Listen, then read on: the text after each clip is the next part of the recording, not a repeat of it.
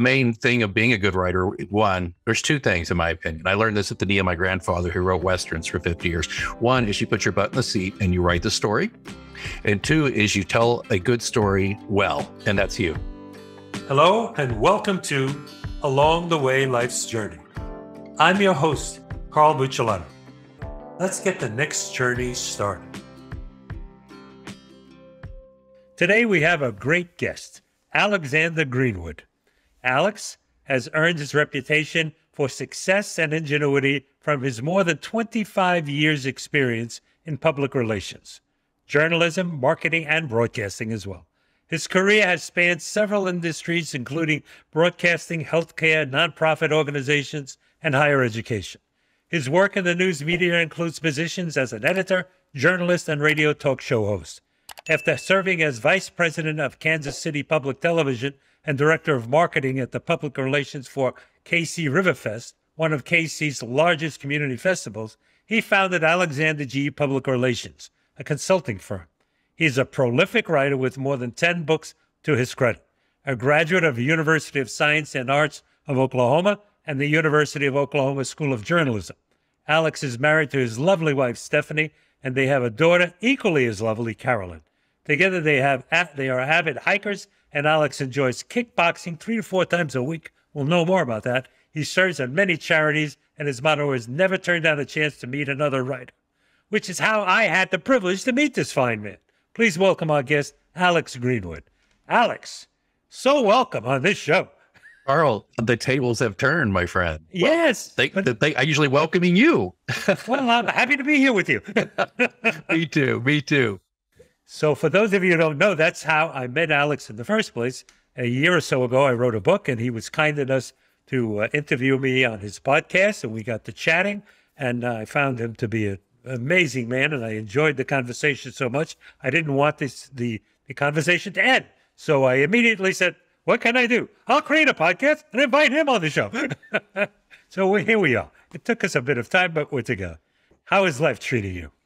Life is good in many, many ways. But, as we mentioned offline together, we're all blessed, or not all, but at least you and I feel we're blessed and we can count those blessings. So life's good. I've had a few triumphs lately, not very many tragedies. So I'm going to count this as being a good place where I am right now. That's an upside.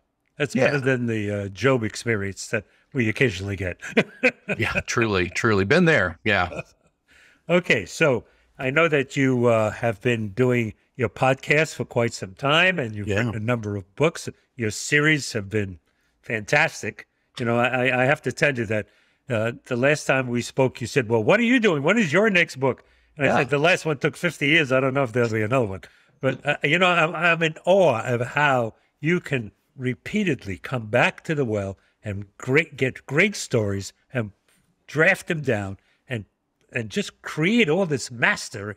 I'm not really a writer. I'm a guy who tells stories from his memory, but you're a writer. You're a real writer, and I applaud that. Well, thank you. And I don't want to contradict you, my friend, but you're a very good writer. You really are. The main thing of being a good writer, one, there's two things in my opinion. I learned this at the knee of my grandfather who wrote Westerns for 50 years. One is you put your butt in the seat and you write the story.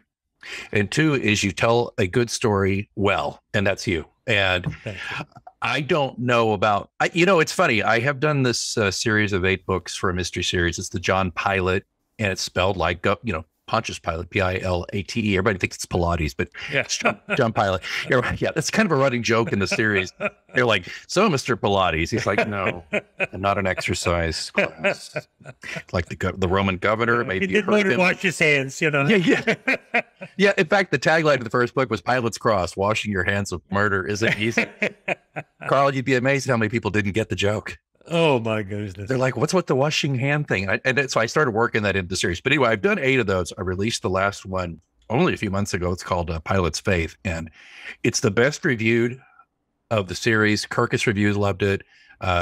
Online Book Review and Midwest Book Review all gave it really nice, sterling recommendations. Now, not a bestseller. I've never had a bestseller, but Boy, when I got that first that Kirkus review, you would have thought I just made the New York Times bestseller list because as a writer, you want Kirkus is respected, and if they look at it and say, it doesn't stink up the joint, then you're feeling really good. So I've done that, and I also I had it on my desk. I didn't even have it here just to show you, but this is a book called Big Cabin and Dispatches from the West, which was the last manuscript.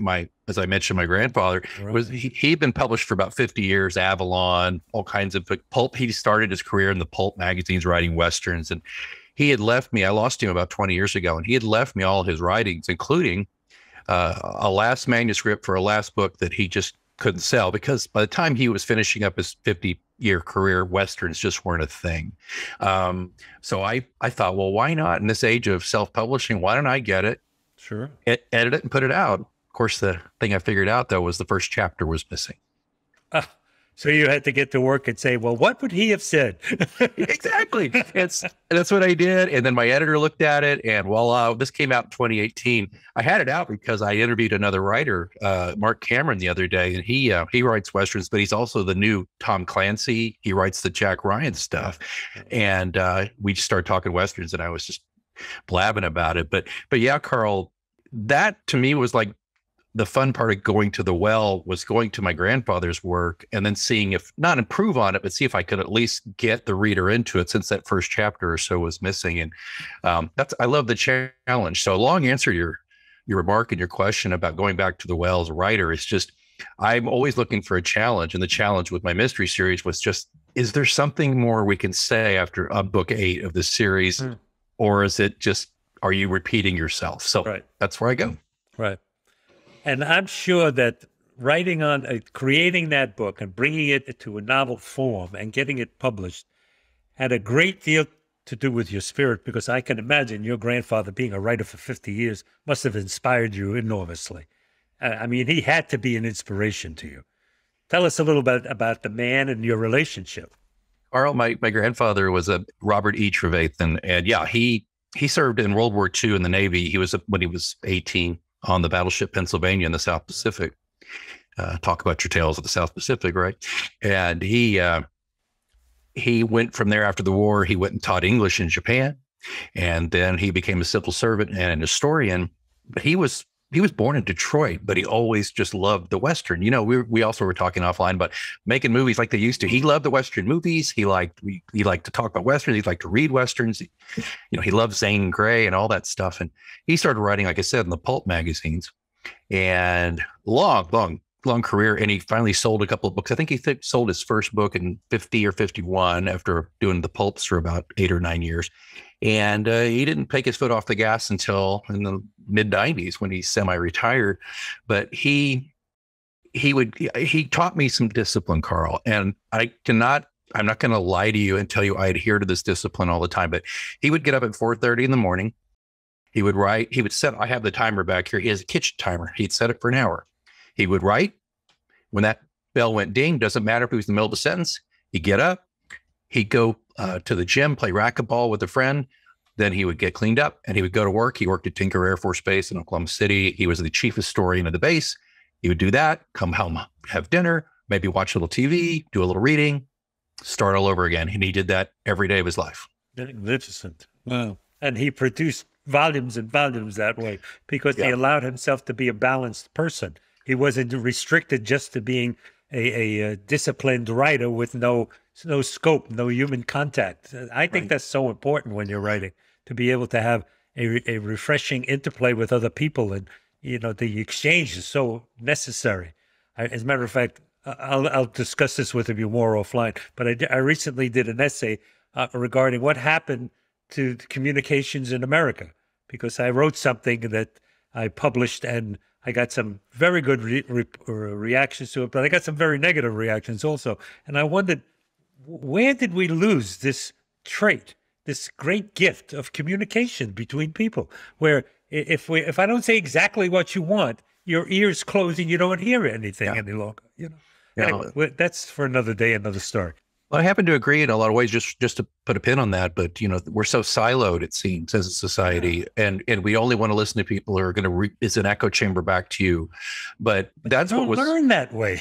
You don't. And that's what I was going to get to about my grandpa, was just that he loved kids, but not, I mean, he loved kids, but I think he and I connected because I was just that weird grandchild who just had an ear for the same things. He loved wordplay. He taught me about palindromes and about sort of how poetry works and pentameter and just thinking. And, I think we just connected. We were the same kind of people. And he treated me like a young person, not a child. Carl, you talk about communication. I had some issues as a child. I think every kid has their shyness or anxiety or whatever it might have been. But he was like an adult who I could just maybe not say, Grandpa, this happened today or whatever, but he would listen to me just in general. And then he maybe wouldn't offer advice, but he would offer a story, or he would say, look at this new thing I found, or look at this book I tried. And at the time, I don't think I fully realized that he was communicating in his own way, a kind of grandpa code. Yeah, it's like modern day parables, isn't it? Yes, exactly. and so I'm with you on that. And he taught me so much about that. And I think the most important thing he taught me, though, unintentionally maybe, is just that I had value and that I was a human being, and he respected me. And I can't tell you how important that's been to me as a father. I have a 13-year-old daughter. And one of my friends told me this years ago before I had children. He had children earlier, and I always talk to his kids. He says, Alex, you never talk down to my kids. And I said, what? Why would I talk down to your kids? He said, well, you don't baby talk them. You just kind of talk to them like they're young persons. And I said, I don't know of any other way to do it. Yeah. It works. It's wonderful. And I understand why you're saying that, because so many people, they go the ridiculous rhetoric as they speak to children as though they're non-entities. And at the same time, they're not listening to them at all, which is part of why so many children fall through the cracks these days, and they're unattended to, and they have issues because, I don't know if it's a parent or other adults that are around them, they don't hear the signs. They don't look for the signals because they're not paying any attention. Right. If they're busy doing their own things on their own, wherever they are, Yeah. And, anyway, we have a great life. We live in a country that provides so much opportunity and so many blessings for us to not realize how wonderful that is and pass it on to the next generation and exhort them and bring them up to who they can be and allow them to see that they can be something more than just where they are today. They can be whatever they want to be in this country. Anyway, I applaud you for it. I truly do applaud you for it. I know that what you're doing in your writing and what you're doing in your podcast, and now in your new endeavor where you're working for a publishing company, and you're going to tell us a little bit about that. Yep. But one of the things I do know is that you work heavily for charities, and you go out and you give of yourself. And I know that you have a particular charity you're involved with. It's After the Harvest. Right. And tell me a little more about that, because I'm involved with a similar type thing in South Florida. Okay, I'll trade you then. I'll talk about After the Harvest, but you have to tell me about yours. After the Harvest serves the metropolitan Kansas City area, and what we do is we get healthy food to hungry people. What does that mean? That means every year at harvest time, no matter what, fruits, vegetables, there's always food that harvest misses, right? Right. There's food. We call it gleaning. There's the glean is section, sure. Yeah, And so we get that, and we get truckloads of the stuff, and then what we do is we share it with who needs it. We're probably the largest supplier to the biggest food pantry in the city, which is called Harvesters. So people sometimes confuse us. There's a branding issue there, but we are the ones who give Harvesters most of their fresh fruits and vegetables. And then we also give them to schools or give them to other organizations where they can reach people. Because of course, fresh food and vegetables are perishable. And it would be an absolute shame to just leave it on the ground. Absolutely. Right. So I'm on the board of directors there. And what we're just trying to do with what every nonprofit's trying to do, which is keep our head above water and keep offering the same amount of service. But it's a strong give back. And I don't even know how I got asked to get on the board because I was just volunteering at a fundraiser and just, I don't know, I'm kind of goofy. So they were like, let's get that goofy communication style type person who does PR on the board and that kind of thing. So that's how I help the most. And I'm really excited because this summer we're going to be doing all kinds of cleaning and fundraising. So that's after the harvest. Do you organize groups of people to go into the fields and actually do the cleaning? That's such fun. I've done it for strawberries and peppers and things of that kind. It's great fun. You know, I used to be the organizer of the youth group at the church that I belonged to. And one of the things that I did was organize groups of these kids who were so used to getting everything handed to them and telling them, you want to eat tonight? You want to eat a nice meal tonight? We're going to go pick it. And and we did. And it was wonderful. And we cleaned the fields and we gave the surplus over to places and people that needed it. I taught them to do the same thing with fishing and clamming.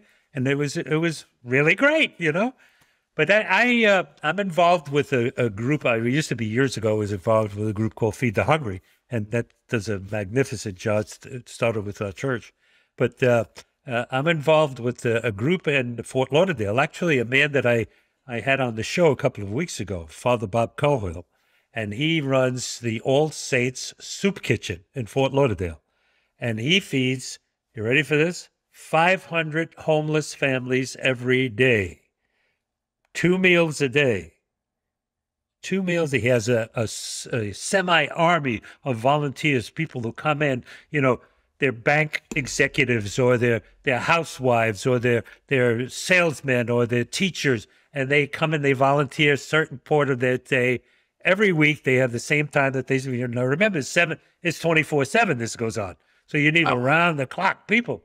And they feed them, and we get food from the community, massive amount of food from the community, and we medicines and clothing and so forth. And in the wintertime, when it's cold up north and all the indigent come down to stay warm in Florida, it expands up to more and more people. Well, he has an old warehouse that he converted into a church. He's a Catholic priest, and this is his mission at this point. So he has Mass every day, and he has people from every denomination, regardless of whether they're Catholic or what they are. They come and they work in this facility because there's all kinds of people walking in the door. And so years ago, he was having trouble with a landlord, and his mother bought the building and gave it to them. Wow. He says, all right, we won't have any more of this. She bought the warehouse and gave it. So they don't have problem with rent, but it's an old building, so they need maintenance and, you know, utilities and things like that. So we have groups of people that contribute into it on a regular basis and keep it going. Well, the city of Oakland Park, where it is just north of Fort Lauderdale, decided for some reason they didn't want this any longer. So they went around and they harassed him and tried to get him to stop. And when the pandemic started, they'd go to him and they'd say, you can't do this. It's against the health rules and so forth. He said, but where are these people going to eat? They said, you do this, we're going to take you to jail. Okay, take me to jail. You know, so they never actually did. They threatened, but they never actually did. And you know why? They didn't have the law on their side. The law was on his side. Turns out that the mayor of Fort Lauderdale saw what was going on, and he said, oh, no, we'll have none of this. So he interceded, and $300,000 worth of daily charges and fees were wiped away. And now they're able to do what God has given them to do, to feed the hungry. Whatever you do for the least of my brothers, you do unto me, you know? And that's what he does. So I'm very aware of that, and I applaud you for it. I know it's the kind of work that goes on and on. You know, it's one thing when you're comfortable and where people like ourselves can write a check, you see something, go, oh, I'm so sorry, and you write a check. But that's not really giving of yourself, you know, that's from your surplus. And it's wonderful, and it's needed, but they need the hands and the feet, too. And I think that's important. Well, I applaud you, too. And it's so funny. I was getting ready to say about the least among us. That's one of my favorite quotes is because there's so many people who apparently either don't think or don't feel or both, and will take it seemingly, and I'm not casting aspersions, maybe I am, they seemingly take every opportunity to look down on someone else. And we've got to stop that as much as we can. You know, I think we all do it to a degree, but I think particularly, how do you look at the people in the midst of a global pandemic who are hungry and say, well, I know, you know, you're getting the basics here, but go do it somewhere else. I'm so proud of people like yourself and the father for taking that on. Well, I came from very humble beginnings. I know that from the last time we spoke, we were very poor. And I know that many, many times I went to bed hungry at night, but God was there in the long run, and he prevailed, and he gave me a wonderful life. And I believe that you not only give back, but you pay forward. I believe that if you have an opportunity and you have the ability, you should go do it. And don't think twice about it. Just go do it. Just go do it.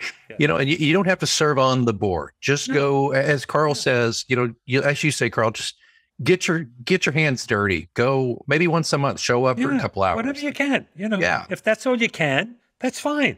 Yeah. Nobody's telling you if you have a pressing agenda that's really occupying so much of your time for business and other things and your family that you should leave that and not attend to it. But where you can, and I can tell you this, your grandfather as an example, you get up early enough and set that alarm clock, you can find an hour. Everyone can find an hour. You can find, Carl, and I know we're talking after your time in the world of your career of work. I mean, I know you work now, but you know what I'm saying. But after you moved on, you retired from the 9 to 5. Yeah. It's very interesting to me as someone from the past 12 years, I've owned my own business. And then as you alluded to, we were discussing earlier, I felt, you hear about the great resignation and all that.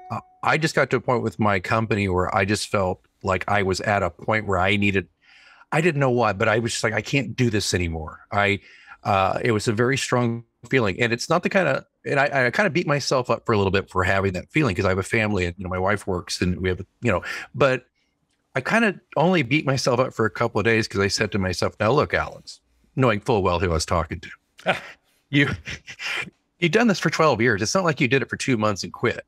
So if this is something calling to you, telling you maybe take a break, take a break. So as you mentioned, I took a contract and I'm working for about 10 months with the publishing company. It could be something later, may not, doesn't matter. The good news is though, I feel I do feel blessed by that, but I also discovered, my goodness, Carl, running your own biz for 12 years, you're preoccupied with it constantly. Even like, it's hard to like walk out of my home office and go downstairs and be fully present. The job I have now, it's challenging. There's a lot of work to do, but I don't have to take it home with me. Right. And there's a real difference there. So when you talk about finding an hour, particularly, I think if you have a job where you can, like mine, where it's virtual, you can probably find pockets throughout the day where you can be of service to other people, and it won't be a big deal at all. But even if you can't do that, it just occurs to me, because I used to think, I can't do another thing. Why would I get on a board of directors of a charity? Now I look at it and I go, I got more time than I've had in 12 years. And I'm just loving that feeling. I don't know if that makes sense. It makes so much sense. Makes sense, but it makes so much sense to me. I walked in those shoes. I know exactly what you're talking about. As I told you before, I was the CEO of a number of companies that I made public, and I had conglomerates with 27 under companies and thousands of employees. And I have to tell you, at certain points in my life, if I didn't take a 5-minute vacation that nobody knew I was taking, in the middle of a boardroom, I'd say, well, let me think about that a minute. And I'd be gone. Mentally, I'd be walking along the seashore in Sorrento, Italy, or I would be, flying in a dirigible going over the sea or something. I would be gone. And when I come back, I'd have to say to myself, okay, now where am I? What am I doing here? I say, so John, just repeat your viewpoint on that one more time. I think I missed something. And I'd put me right back into it again. But I needed it. I needed it for my soul. I needed to reestablish that I was an entity, a human being, more than I describe myself as an old lighthouse in the book that's taken out during the storm. I had to be more than just a useful instrument only under disaster time. I had to be a whole human being. And I must say to you that when I remarried my magnificent wife, Mary Ellen, we have just such a different life. She's brought such a joie de vivre to me to live again. I'm 80 years old, but here I am. 2 years ago, I couldn't spell podcast. Today I own one, so, It's great. You know, as long as you have life, you have to go for the gusto. Well, you know, the thing about you is you're a constant learner, and I was going to say you're a liver of life, but that makes it sound like you're a liver, like in your gut. I mean, like, but you're a lover of life, and you're a constant learner. But you strike me as somebody. You know, of course, we're on our second conversation ever, but you just strike me as someone who doesn't waste a lot of time. You move through life, you enjoy life, and I think you're ever present. Is that fair? That's exactly me. I've had so many people say that to me that, you know, I had a man say that to me the other day. I was in a group of men in a Bible study, and he told a story about when he adopted his first child and the circumstances around it. And I said, you know, and I understood what he was saying. I was saying that, you know, when they subsequently had their own child, naturally, when the world said it's impossible, people said to him, well, it always happens that way. It doesn't always happen that way. That was a miracle that God provided, because they told both he and his wife it would never, never happen. And yet, because he was diligent and responsive to God's call to adopt this other child that was in such need, he was given this wonderful gift of life of his own child. And so I saw it. And so he said to me afterwards, we were having lunch, and he said, Carl, you know, I can't tell you how many times I tell that story, and I just abbreviate it because I know they don't get it.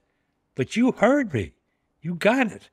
I said, I heard you because the inner spirit inside of me was open to listen to you. And that's why I heard you. And you were pouring your heart out. How could I not hear you? You know, how can I not? So, Carl, you could have been a priest. Well, my grandfather was in the seminary. And in his second year, before he took his final vows, he saw this beautiful face in a window who ended up being my grandmother. They married and had to leave Sicily because it was disgraziato, disgrace. They came to the United States and had 5 children. And he was quite a guy. He influenced me a lot. He was a very learned man. He spoke 5 languages. Oh, my. And I mean, he was fluent in Latin and Greek, as well as Italian and English and Spanish, you know, and he was incredible, man. Had a number of businesses because he was very well trained and educated. And he loved the arts. So here I was living in this dichotomy, living in Brooklyn. One side of me was on the streets of Brooklyn, rubbing shoulders with the mafia, learning from my other grandfather, never do business with those people because they're the devil. My father's father, who I'm named after, said, they're the devil. You don't do business with those people. My mother's father, this learned man, would take me, after being warned like that, into his home, and we would listen to records of opera, and we would discuss philosophy and things of that from the time I was a child. So I had this dichotomy of discipline and what's right, and stand by the rules, and learn that there's more in life. There's a whole world out there. Go experience it. Reach for it. And it's never left me. I've been that same person all my life. And I try to give it to my kids and my grandchildren. Some of them get it. Some of them don't. What are you going to do? You know? It's so funny because we both had the same thing, I think, in the regard. Well, I mean, I'm not Italian, but my wife is. But that means you are by infusion. But I was going to say, I've already mentioned my maternal grandfather, who was the adventurer, the writer, and the man of words and art. But my dad's dad worked in, you know, I'm from Oklahoma to begin with. He worked in the oil fields in Texas and Oklahoma for 35 years. And, you know, he lived to be 91 years old, but he was a very quiet man, and he had 7 children and 22 grandchildren, to which I was the third from the last, I think.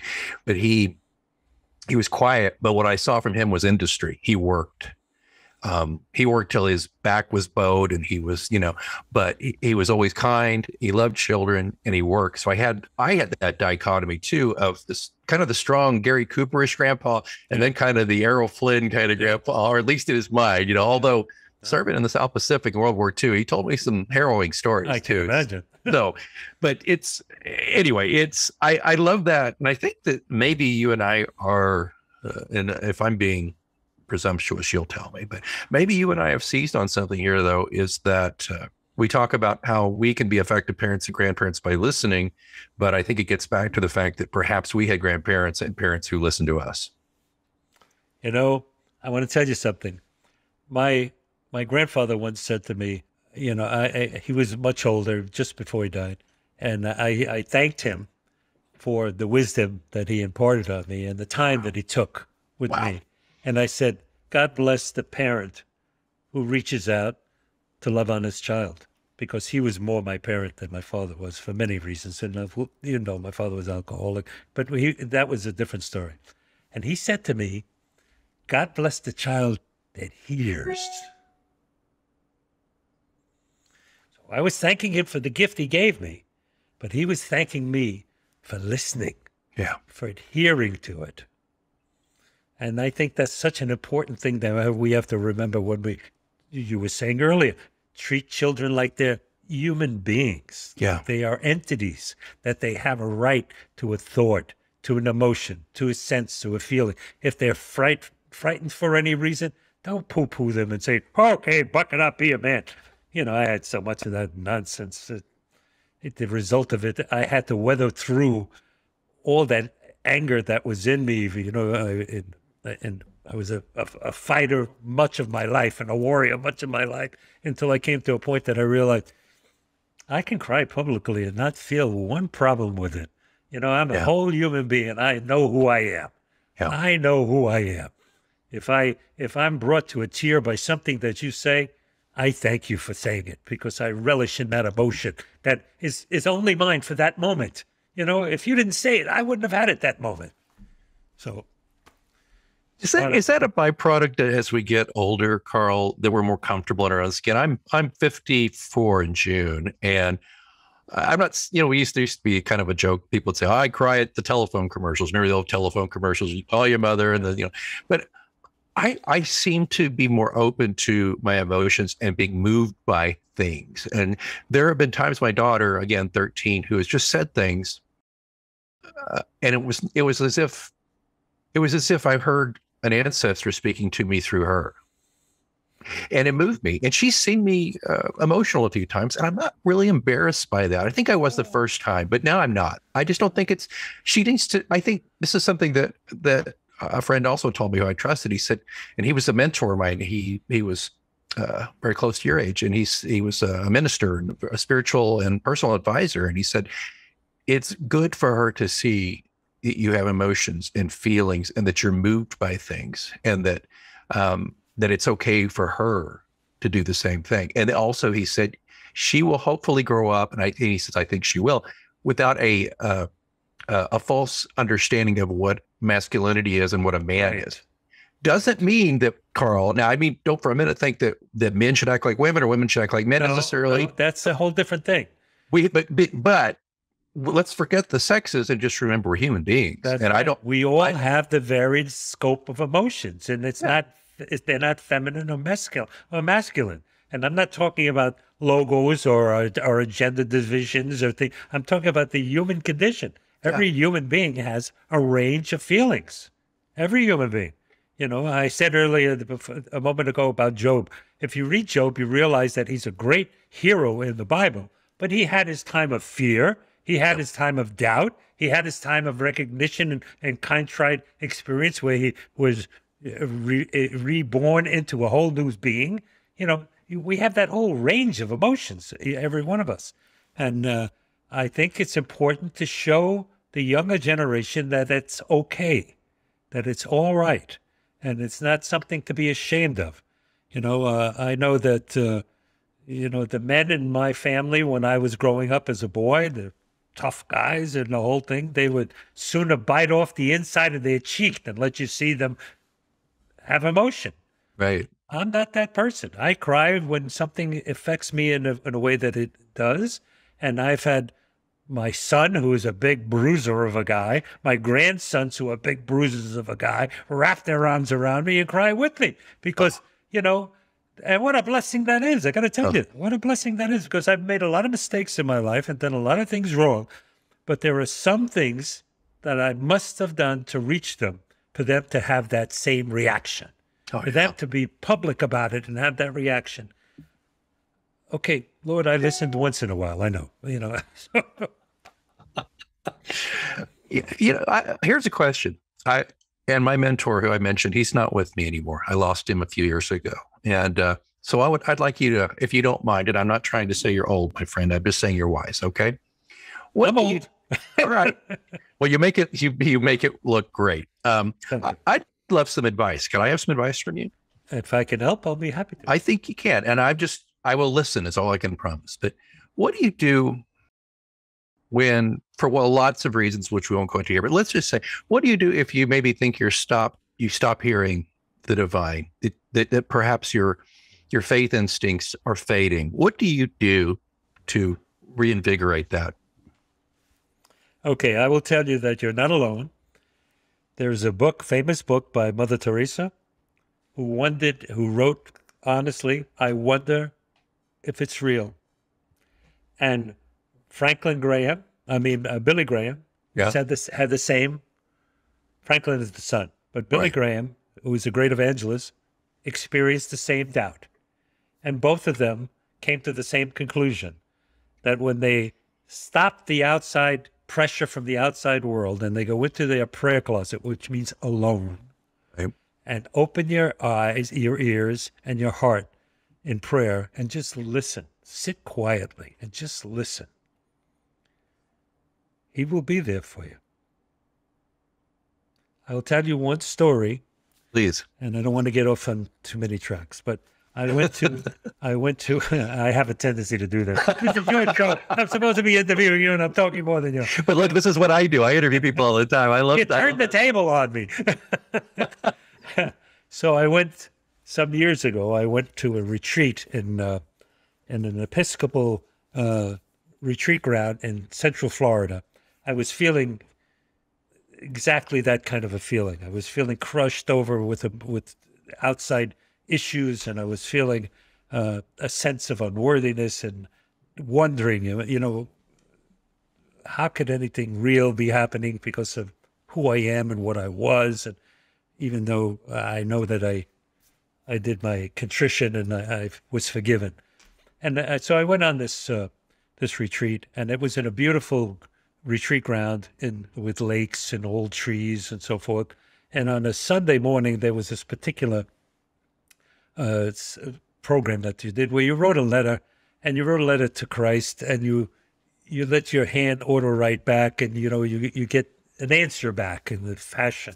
So I was reading it, and I walked out to the lake to be alone, away from other people, and I sat down on this tree, and I was, there was a trunk going across, and I sat on it right in front of the lake, and I was just, I don't know, Lord, I just don't know. Is this real? Am I really worth tomorrow because of the yesterdays? I was at that place, and I was sitting there, and I realized it was a cloudy day, and all of a sudden the cloud starts moving away, and a ray of sun comes through, and I'm looking at what I'm sitting on, and it's a tree that had been hit by lightning that came down, and I was sitting on the trunk, and the new shoot of the tree grew up from the beginning right up through to where the sun was shining, which said to me, I'm not through with you yet, kid. There's work to be done. And I knew in that instant, we all have our moments of weakness. We all have our moments of doubt. But if we open our heart and we take the time, and we listen and be patient, He will be present to us. I know it. My friend, thank you for that. I needed to hear that. And, I think the fact that we're both writers and podcasters, I think that without even meaning to, we've uncovered the thesis here today, how it's listening. That's right. Being present and listening. That's right. Exactly right. I started by talking about the essay in communication. The integral part of communication is listening. Well, not only talking, you got to listen too. You have two ears and one mouth for a reason, right? That's right. So you want to tell us a little bit about the new job? Yeah. And I realized I blabbed a lot here in our time. I'm probably running out the clock here, but I love every second of it. Well, I have to. It's a good time. Just basics.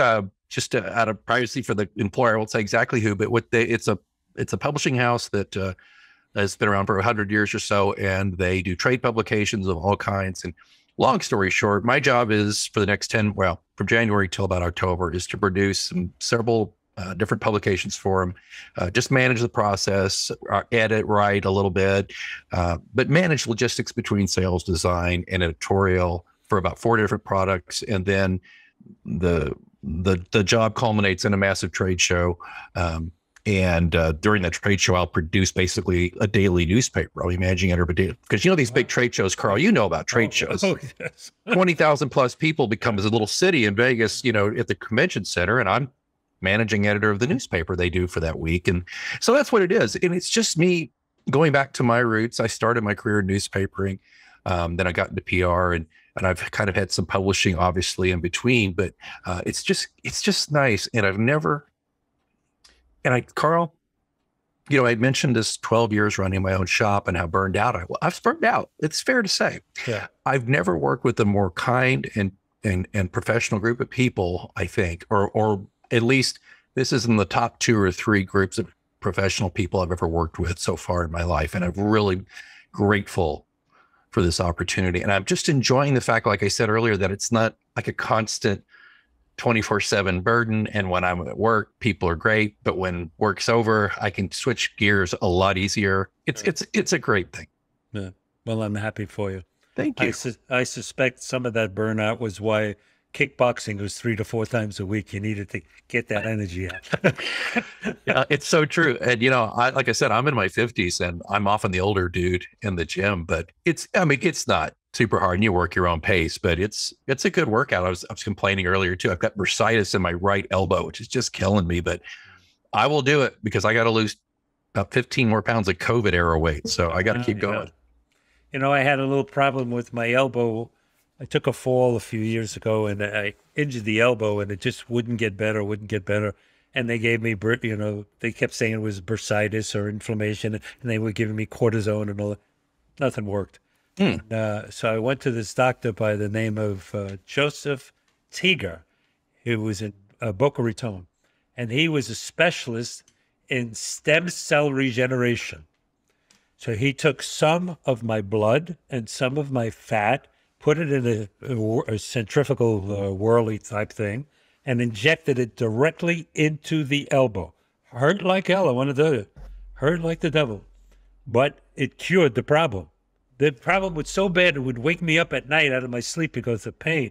But it cured the problem. Took a couple of weeks to work in properly, but it was over with the stem cell injection. So if you find that a continuing problem over and over and over again, you might want to look into that. I think it will, because this is actually funny. You should say that, becoming a little bit chronic. I've had it this is the 3rd time I've had it in the past 3 years. So you're going to get it again then. I will. I will bring this to, my doctor and see what he says. Thanks for the tip. Okay. So we're down to 48 minutes, which means I got to give a little time to other things, which means I want you to come back again because we got a whole bunch of stuff we didn't talk about. I didn't even find out about what you cook for your friends at night when you have all your guests in. I do love to cook. Yeah. Hey, we should just do a show about food. I want to hear about it because I remember at the end of our last show when we turned off the recording, you invited me to go out to eat with you next time we're in Florida. And I was in that restaurant Sunday and I said, I'm doing Alex this week. He should be here. We could. Listen, I mean this. We are going to do this. I promise you. I told my wife and she was very excited. Love it. We love to eat. Well, I'd love to have you as our guest, and you will enjoy my wife. Your wife and you, I'm certain, will enjoy my wife. She's an absolutely incredible woman, and you'll see when you watch the podcast. She's a great lady. So, closing comments to anyone? I'll just say, Carl, it's a genuine pleasure. I remember when you were doing my show, we had to reschedule 3 times because I had some kind of thing, and I think we almost missed each other, but somehow I got my act together and got you on this show. And I remember this, I'm serious.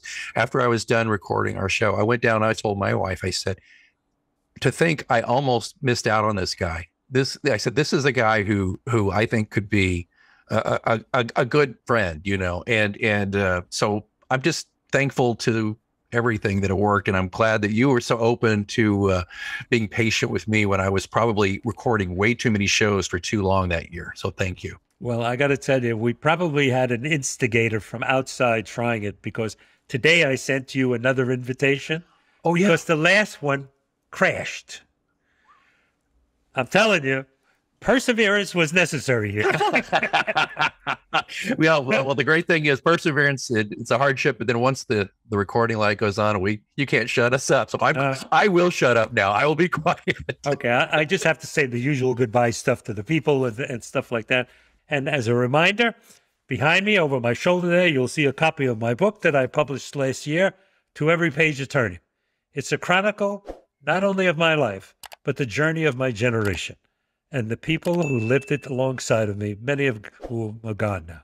But I assure you, if you read it, you will find something in it for you and share it with others. So may the Lord bless on you today. And as I close every day, I say, tell someone you love them today. Thank you for tuning into the show. I hope that it resonated with you. It certainly did with me. And I hope it encouraged you to realize the true power of your story. As a reminder, new episodes will be released Wednesday mornings on your favorite podcast apps and also on YouTube as well. Be sure to like, subscribe, and turn your notification button on to ensure that you receive updates on new episode releases. I'm grateful for your reviews and your support. The love is certainly felt. Keep it coming. You can reach out to connect with me on Instagram, Facebook, and LinkedIn, or stop by my website, toeverypageofturning.com. All links are clickable in the show notes for quick access. Do you think that you or someone you know may be our most inspiring guest yet? Let's hope so. Click on our contact page and get in touch on my website and share your story. I look forward to reading each one personally. My best-selling book, To Every Page a Turning, which was published by Mascot Books, is available on Amazon, Barnes & Noble, Target, and many more popular book retailers. Thank you so much for tuning in today. Till next time, remember that every day is a new opportunity to write your new page in your incredible journey. And it is incredible. You're the only one who has it.